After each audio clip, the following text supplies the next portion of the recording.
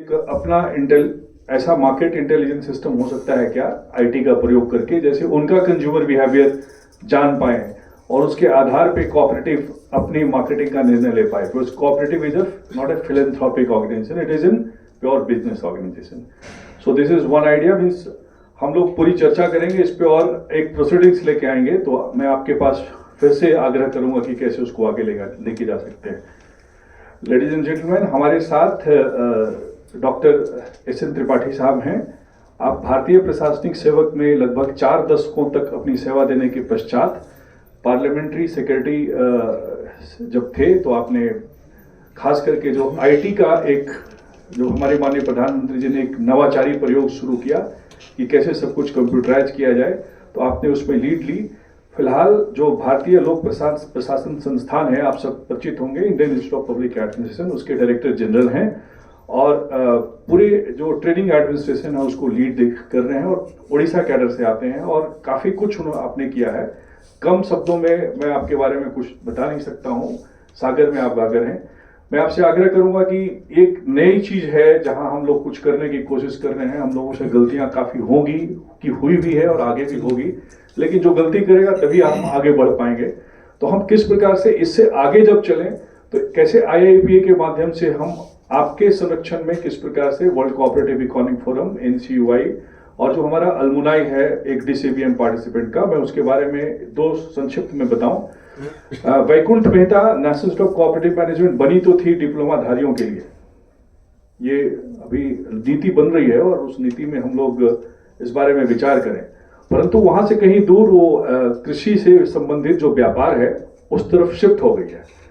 हमारा लगभग अभी 97वां बैच चल रहा है, 57th बैच चल रहा है।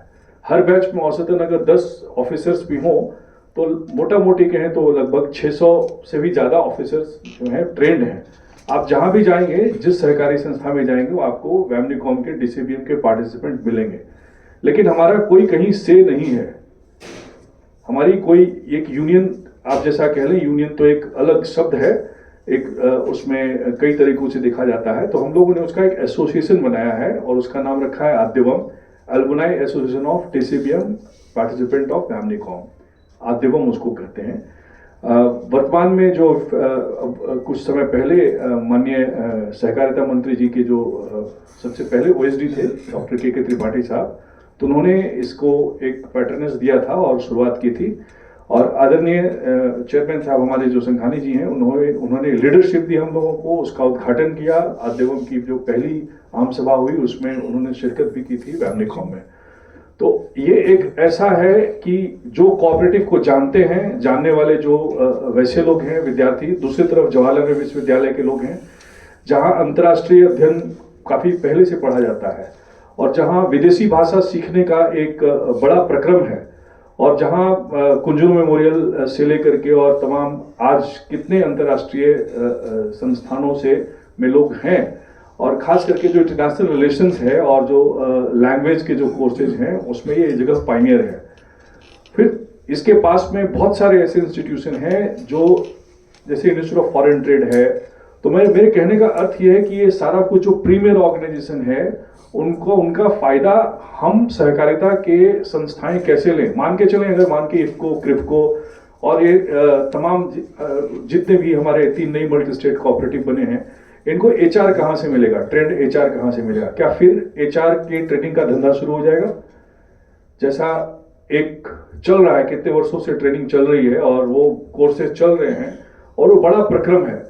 तो हम थोड़े युवक हैं और थोड़े अनसेटल्ड हैं, चीजों को जल्दी करना चाहते हैं और अच्छे से करना चाहते हैं। हम वैसा बनाएं 2047 में जो अमृत काल की तरफ देख रहे हैं कि कोऑपरेटिव से हम कैसे पूरे अर्थव्यवस्था में 30% हसोत लें। यानी कि हमारे यहाँ कहने का अर्थ है कि कोऑपरेटिव इकोनॉमी फ्रेमवर्क कैसे आगे बढ़े। कुछ एक महीने पहले हम लोगों ने इरमा में एक बैठक की थी, इसमें कोऑपरेटिव इकोनॉमिक जोन की चर्चा की। अभी इस प्रकार से और भी चर्चाएं हम लोग कर रहे हैं। तो चूंकि सर आप काफी वरिष्ठ हैं और हम लोगों को एक लीडरशिप चाहिए, हम लोगों को एक संपोषण चाहिए। हम सुधीर काफी समय से यहाँ लगे हुए हैं कैंपस में करने में, लेकिन कई इसमें रुकावटें आती है और रुकावटें आएगी ही। अभी लोकमान्य तिलक का नाम लिया इन्होंने, तो हम लोग भूले किसी को नहीं है, उनसे बहुत कुछ सीख रहे हैं। तो कृपया कर मैं आपसे आग्रह करूंगा कि मंचासीन हो और हम लोगों को आशीर्वाद दें, आगे हम कैसे चलें और IAPA के माध्यम से सब लोग जुड़ करके किस प्रकार से आगे चलें। सर, आप काफी समय से यहाँ बैठे हैं परंतु हम लोग आइडेंटिफाई नहीं कर पाए। I am really sorry sir.